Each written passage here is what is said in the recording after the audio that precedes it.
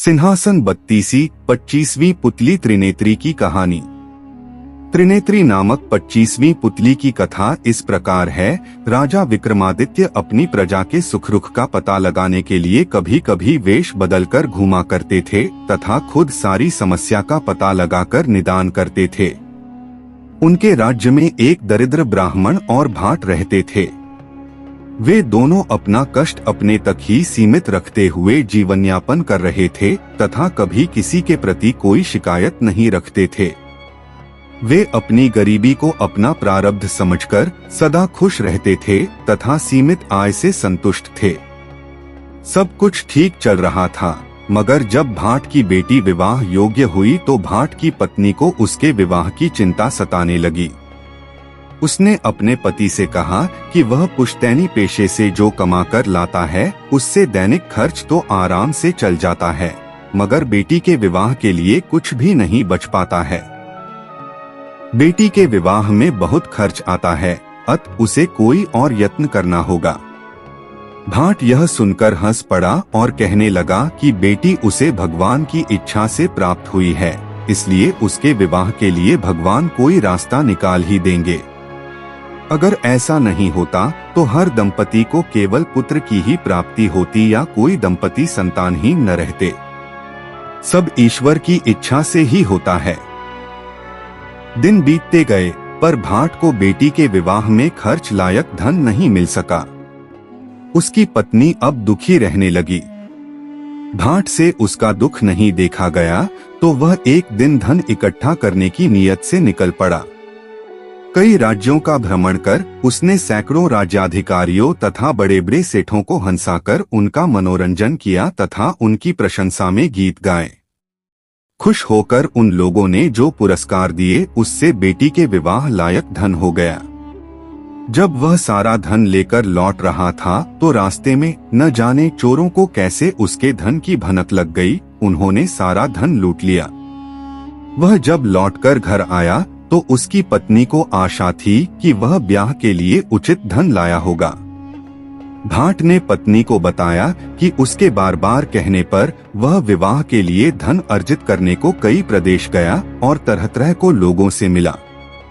लोगों से पर्याप्त धन भी एकत्र कर लाया, पर भगवान को उस धन से उसकी बेटी का विवाह होना मंजूर नहीं था। रास्ते में सारा धन लुटेरों ने लूट लिया और किसी तरह प्राण बचाकर वह वापस लौट आया है। भाट की पत्नी गहरी चिंता में डूब गई। उसने पति से पूछा कि अब बेटी का ब्याह कैसे होगा। भाट ने फिर अपनी बात दोहराई कि जिसने बेटी दी है वही ईश्वर उसके विवाह की व्यवस्था भी कर देगा। इस पर उसकी पत्नी निराशा भरी खींच के साथ बोली कि ईश्वर लगता है महाराजा विक्रम को विवाह की व्यवस्था करने भेजेंगे। जब यह वार्तालाप हो रहा था तभी महाराज उसके घर के पास से गुजर रहे थे। उन्हें भाट की पत्नी की टिप्पणी पर हंसी आ गई। दूसरी तरफ ब्राह्मण अपनी आजीविका के लिए पुश्तैनी पेशा अपनाकर जैसे तैसे गुजर बसर कर रहा था।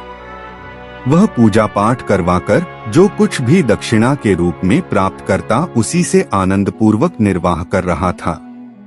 ब्राह्मणी को भी तब तक सब कुछ सामान्य दिख पड़ा जब तक कि उनकी बेटी विवाह योग्य नहीं हुई। बेटी के विवाह की चिंता जब सताने लगी तो उसने ब्राह्मण को कुछ धन जमा करने को कहा, मगर ब्राह्मण चाहकर भी नहीं कर पाया। पत्नी के बार बार याद दिलाने पर उसने अपने यजमानों को घुमा फिराकर कहा भी, मगर किसी यजमान ने उसकी बात को गंभीरता पूर्वक नहीं लिया। एक दिन ब्राह्मणी तंग आकर बोली कि विवाह खर्च महाराजा विक्रमादित्य से मांगकर देखो, क्योंकि अब और कोई विकल्प नहीं है। कन्यादान तो करना ही है। ब्राह्मण ने कहा कि वह महाराज के पास जरूर जाएगा। महाराज धन दान करेंगे तो सारी व्यवस्था हो जाएगी। उसकी भी पत्नी के साथ पूरी बातचीत विक्रम ने सुन ली, क्योंकि उसी समय वे उसके घर के पास गुजर रहे थे। सुबह में उन्होंने सिपाहियों को भेजा और भाट तथा ब्राह्मण दोनों को दरबार में बुलवाया। विक्रमादित्य ने अपने हाथों से भाट को 10 लाख स्वर्ण मुद्राएं दान की। फिर ब्राह्मण को राजकोष से कुछ 100 मुद्राएं दिलवा दी। वे दोनों अति प्रसन्न हो वहां से विदा हो गए। जब वे चले गए तो एक दरबारी ने महाराज से कुछ कहने की अनुमति मांगी। उसने जिज्ञासा की कि भाट और ब्राह्मण दोनों कन्यादान के लिए धन चाहते थे, तो महाराज ने पक्षपात क्यों किया? भाट को 10 लाख और ब्राह्मण को सिर्फ कुछ 100 स्वर्ण मुद्राएं क्यों दी? विक्रम ने जवाब दिया कि भाट धन के लिए उनके आश्रय पर नहीं बैठा था, वह ईश्वर से आस लगाए बैठा था।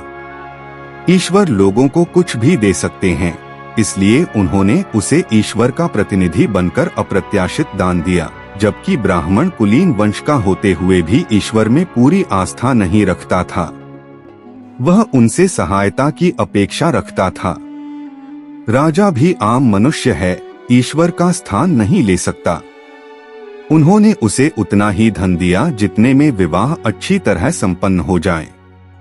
राजा का ऐसा गूढ़ उत्तर सुनकर दरबारी ने मन ही मन उनकी प्रशंसा की तथा चुप हो गया।